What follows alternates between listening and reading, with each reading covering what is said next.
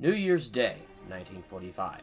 A massive invasion force of Focke-Wulf 190s and Messerschmitt Me-109s are flying west towards Belgium and France.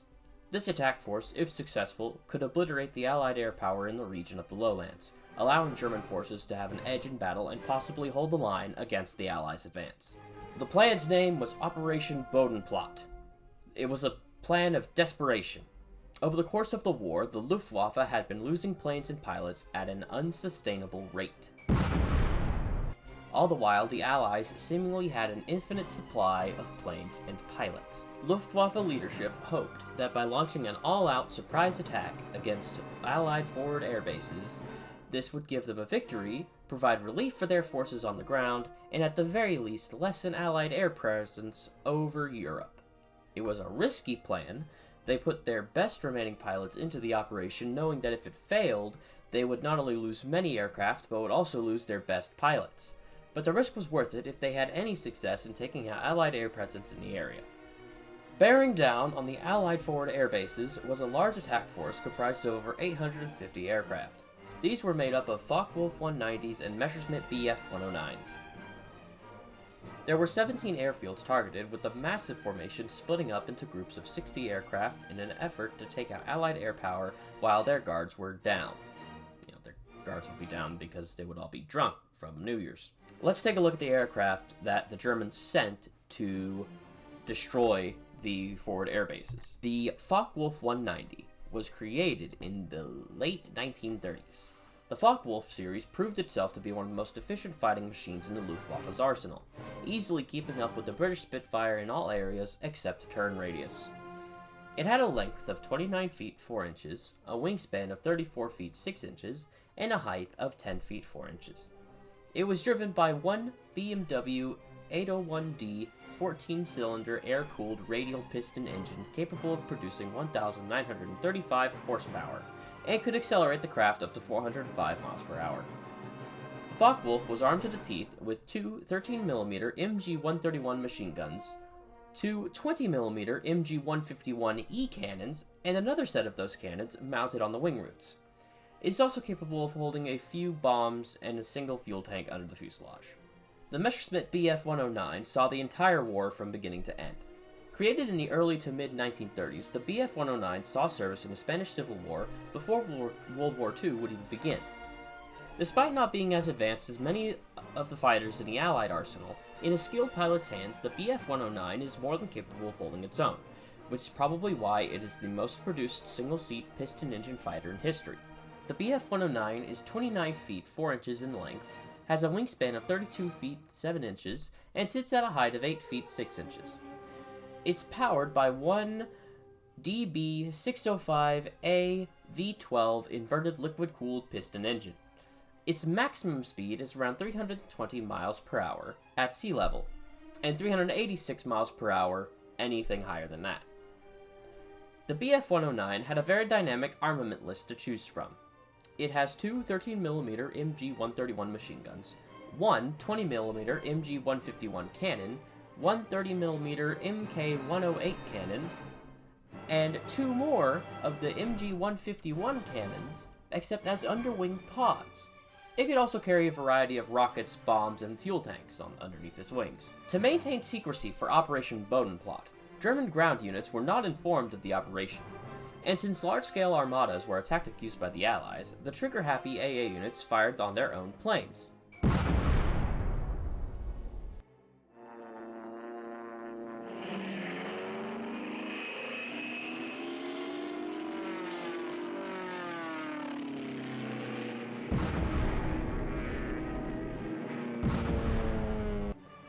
The operation lost a quarter of its fighting strength due to friendly fire.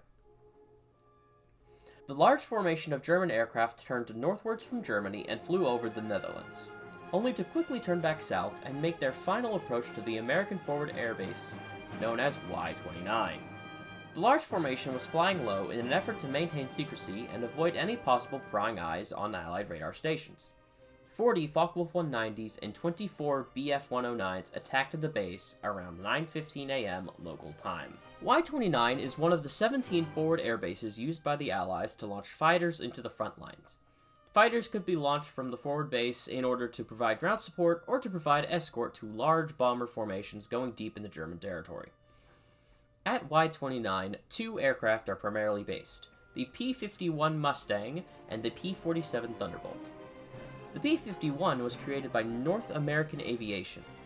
They were asked by the RAF to make more Curtiss P-40s, but instead, they handed them an even better aircraft that could not only perform just as well as the P-40, but also be better in areas like maneuverability. The Mustang has a length of 32 feet 3 inches, a wingspan of 37 feet, and a height of 13 feet 4.5 inches. It was powered by a Packard Rolls-Royce V1650 Merlin 12-cylinder liquid-cooled engine. This, combined with the laminar flow on the Mustang's wings, allowed the Mustang to be one of the fastest fighters in the war, with a maximum speed of 440 miles per hour. Its primary armament were 650 caliber M2 Browning machine guns, though it could also have rockets, bombs, and fuel tanks mounted underneath the wings. The P-47 was a good all-around fighter, often referred to as the Jug. This plane could take any hit and shrug it off. With self-sealing fuel tanks and some of the best armor of the war, the Thunderbolt was almost impossible to shoot down. The P-47 was designed to serve as both air-to-air and air-to-ground support, and it excelled at both jobs. The only thing holding it back was its relatively slow speed compared to other fighters around it at the time. The P-47 was 36 feet in length, had a wingspan of 40 feet, and a height of 14 feet. It was powered by one Pratt & Whitney R2800 18-cylinder air-cooled radial piston engine. This engine could push the Thunderbolt to a top speed of 426 miles per hour. The P-47 has some of the heaviest weapons of all the aircraft at Y-29. With 850 caliber M2 Browning machine guns, it could easily take out any target and have ammo to spare for its original mission. It is also capable of carrying up to 2,500 pounds of bombs. Like all air bases of the day, Y-29 relied on 2 methods of defense: anti-air artillery cannons, and the aircraft it had based on its grounds. Obviously, the aircraft are the primary defense system, but the anti-air would prove crucial in the battle. 2 flights of Thunderbolts took off early in the morning to provide support for ground forces in the Ardennes. They didn't expect to see a large formation of German aircraft just off their nose at the 2 o'clock position, but that didn't stop them from engaging. One P-47 pilot, Bob Brule, was among the formation of 8 Thunderbolts when the approaching Germans were spotted. Since the Germans were not expecting to see a Thunderbolt on patrol, the formation scattered into a chaotic furball. And in that chaos, Brule spots one German Focke-Wulf flying on the deck.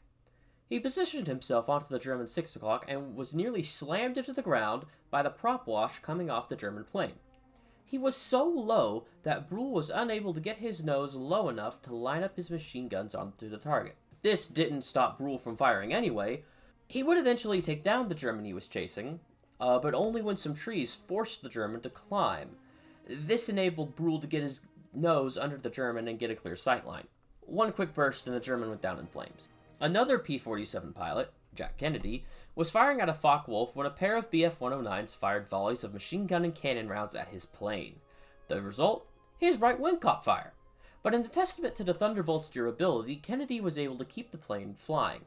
He banked away from his new assailants and engaged them in a turning battle around one of the nearby slag heaps. Eventually, he would turn the tables on his 2 attackers, and with the help of a Mustang pilot, down one of them and make his escape. Mustangs had been idling on the runway all morning that day. However, the 9th Air Force Command had been denying them permission to take off for a patrol. There was a bombing raid planned later that day. Command wanted to save the Mustangs for escort. However, when Colonel John C. Myers spotted flak off in the distance, he told his Mustangs to take off, without permission from the 9th Air Force Command. When the Mustangs began to take off, a Focke-Wulf 190 approached them right off Myers' nose. Colonel Myers chose to forego retracting his landing gear and shot the enemy plane out of the sky before bringing his gear up. Mere moments after the Mustangs take off from the airfield, P-51 pilot Al Rigby spots a Focke-Wulf on his flight leader 6 o'clock. He yelled for the man to break left, and when he did, the Focke-Wulf followed right into Rigby's gun sights, giving the man an easy first kill of the dogfight. However, in the process of this, Rigby lost sight of his commander, and was now by himself in the furball of planes, something that is not ideal for a fighter pilot. But he doesn't get long to ponder on this fact, as another Focke-Wulf passes by underneath him on the deck. He dives to give chase, however the bulb in his gun sight has gone out. Firing blind, Rigby was able to take the Focke-Wulf down and continue the fight. Rigby would soon find himself coming to the aid of a stricken P-47. Despite its right wing being ablaze, the pilot had somehow managed to win the turning fight against a pair of Bf-109s, even managing to land a few rounds on target and injure one of the planes. Rigby swooped in underneath the Thunderbolt, which was flown by Jack Kennedy, and finished off the injured Bf-109, allowing Kennedy to fly off to safety. With the expert flying of the pilots of Y-29, the German assault was repelled. As German losses mounted, the fight seemed more and more like an American victory was imminent. By all accounts, this battle should have been a crushing defeat for the Allies.